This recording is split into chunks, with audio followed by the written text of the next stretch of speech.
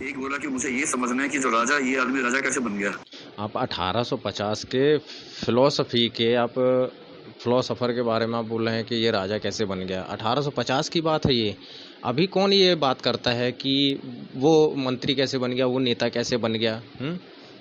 बताइए ना। ये आप जो सवाल पूछ रहे हैं, ये तो कोई विद्यार्थी भी बता देगा फिलोसफी का। हाँ, मैं तो फिर भी फिलोसफी का प्रोफेसर ठहरा इसमें। तो ये अभी जैसे मैंने अभी उसके बारे में बताया था, मटन मांस मच्छी वगैरह, हाँ, कि नॉनवेज है, मांसाहारी है, क्या है, प्रकृति है, जो खाने लायक है, जो एक दूसरे से जुड़ी है, क्या खा सकते नहीं खा सकते। भाई संसार का सबसे बड़ा कब्रिस्तान मालूम है क्या है? मांसाहारियों का पेट है। हाँ, पता नहीं कितने जीव उनमें दफन होंगे, समझ रहे हैं? सबसे बड़ा कब्रिस्तान है, शमशान है, मांसाहारियों का पेट। अगर आप मांसाहार हैं, आप नॉनवेज खाते हैं, तो आपका पेट सबसे बड़ा कब्रिस्तान है। कितने सारे जीव उनमें दफन होंगे। और इसमें कोई मजबूरी की वो मत बताओ कि कोई मजबूरी में है कि हमें ऐसा करना पड़ता है, वो खाना पड़ता है। सर ऐसा कुछ नहीं है। देखिए, कोई मजबूरी में पेट पालने के लिए कोई ऐसा काम कर रहा है जिसमें जिसकी ज़िंदगी दांव पर लगी है, तो कुछ मंद बुद्धियों का कहना होता है कि किसी को तो ये काम करना पड़ेगा। हाँ, तो तुमने इंसानों की आबादी यार इतनी बढ़ा दी कि सारे जंगल भी कट गए हैं। हाँ, फिर कहते हो कि किसी को तो कूलर बनाना पड़ती है, किसी को तो नदियों तालाबों की माँ बहन एक कर दी गई है, किसी वाटर प्यूरीफायर किसी को तो बनाना पड़ेगा, गाय को जबरन पैदा करना पड़ेगा, फिर उसे काटोगे, फिर उसे बेचोगे। ये फिलॉसफी के बिल्कुल हाई लेवल की बातें हैं। ये बातें किसी की समझ में नहीं आती हैं, किसी की समझ में नहीं आएंगी। किसको आप समझाओगे ये बातें? सेलिब्रिटी को समझाओगे? साइंटिस्ट को समझाओगे? वो साइंटिस्ट भी आजकल रहे कहाँ? किसको समझाओगे? कौन है समझदार? है कोई दुनिया में इंसान की? हाँ, कोई समझदार होगा। सबको पैसे कमाने की पड़ी है और अंधविश्वास से पैसा कमा रहे हैं। हाँ, किसको पड़ी है? अब बताइए ना। ये हाई लेवल की बातें हैं, ये ईश्वर की बातें हैं। ये दानव राक्षसों को समझ में नहीं आने वाली ना। ये समझ केवल आत्म परिचय से आती है, स्वबोध से आती है, अपने भीतर के संपूर्ण मनोवैज्ञानिक प्रक्रिया के प्रति सजगता से आती है।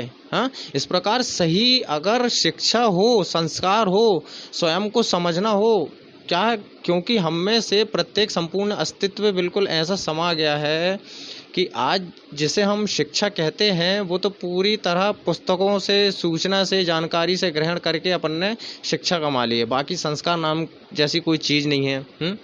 उनका संग्रह कर लेना मात्र रह गई है कि जो कोई भी साक्षर व्यक्ति कर सकता है, पढ़ा लिखा कर सकता है। इस प्रकार की शिक्षा स्वयं से पलायन करने के चतुराई है और कुछ नहीं है। हाँ, अब कई लोगों को तो शायद बुरा भी लगता होगा कि जब मैं कहता हूँ ना कि भाई शादी मत करो, पहले अपना देख लो, या शादी कर ली तो बच्चा पैदा मत करो। अगर हैसियत नहीं है उनको सही जीवन देने की, हाँ, क्या ये इंसान ये सब करने के लिए पैदा हुआ था क्या?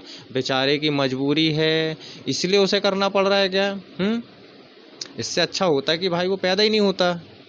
ये हर किसी के ये सेशन वाले को ही समझ में आएंगी शायद तक ये बातें। बाकी ये बातें किसी के लायक नहीं है, उस तक उनको पहुंचना पड़ेगा। हाँ, खुद को पहुंचना पड़ेगा। ये नहीं कि तुम अपने साथ अपनी एक मूर्ति भी रख लिए, अपने माता पिता को भी रख लिए, अपनी फालतू की पंचायत प्रथा संस्कार ये सब रख लिए। हाँ, जब जीते जी देह शरीर आपकी मालिक न रहे, तब समझना कि आप जीवन मुक्त हैं, आप ईश्वर हैं। जीते जी जो जीवन से मुक्त हो गया तो वो जीवन मुक्त है। हाँ, जो जीवन का मालिक है वो जीवन मुक्त है। समझ में आ रही है? अच्छा काम करने के लिए कोई भी समय विलंब पूर्ण नहीं होता है। हाँ, बुराई, आलोचना, घृणा और हिंसा के मार्ग पर चलना बंद करो। यही सबसे बड़ा काम है और कुछ नहीं है। कहीं उसने बनाया, कहीं उसने बनाया। हाँ, एक तरफ तुम कहते हो कि तुम्हें ईश्वर ने बनाया, दूसरी तरफ कहते हो तुम्हें उसी ईश्वर से प्रार्थना करते हो कि तुम्हारे दुख दूर कर दे। अगर उसे तुम्हें दुख से मुक्त करना होता तो वो तुम्हें दुख देता क्यों? हाँ, ईश्वर ने बनाया ना तुम्हें, तो फिर उस दुख देता क्यों? हाँ, किसको मूर्ख बना रहे हो तुम? अपने आप को मूर्ख बना रहे हो या ईश्वर को मूर्ख बना रहे हो? हाँ, तो समझ लो कि वो तुम्हें दुख से मुक्त तो करने वाला है ही नहीं है, या फिर भूल जाओ कि किसी ईश्वर ने तुम्हें बनाया ही नहीं है, हैं? और अपनी समस्याओं को खुद ठीक करो। संसार को नर्क हमने और हमारे गलत आदर्शों ने किया। और कि कोई वजह नहीं है इसकी। और समाज में मूर्ख महामूर्ख है ना, उनको बोलूँगा जो दो लोगों में आपस में कोई प्रेम नहीं होता, पहली चीज़ तो लेकिन समाज और परिवार के दबाव में जो वे शादी विवाह करते हैं तो वो समाज और परिवार मूर्खों का झुंड है। जिन स्त्री पुरुष के बीच कोई प्रेम नहीं, उनका विवाह कराने को जो पंडित और ब्राह्मण पुरोहित तैयार हो जाएं, वो भी मूर्ख हैं, अज्ञानी और लालची हैं सबसे बड़े। जो इस पंडित को ज्ञानी समझे वो भी मूर्ख हैं। जो स्त्री पुरुष किसी भी स्थिति में ऐसे अज्ञानी के द्वारा अपना विवाह कराने को तैयार हो जाएं और मान लें कि उनका विवाह हो गया, वे स्त्री पुरुष भी महामूर्ख हैं। 4 मंत्र पढ़ लिए, 7 चक्कर लगा लिए, हो गया भैया जाओ।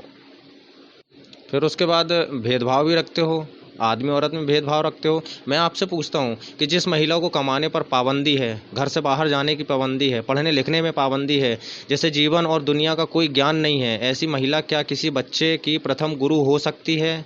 हाँ, जैसे खुद गुरु की ज़रूरत है, वो क्या गुरु बनेगी?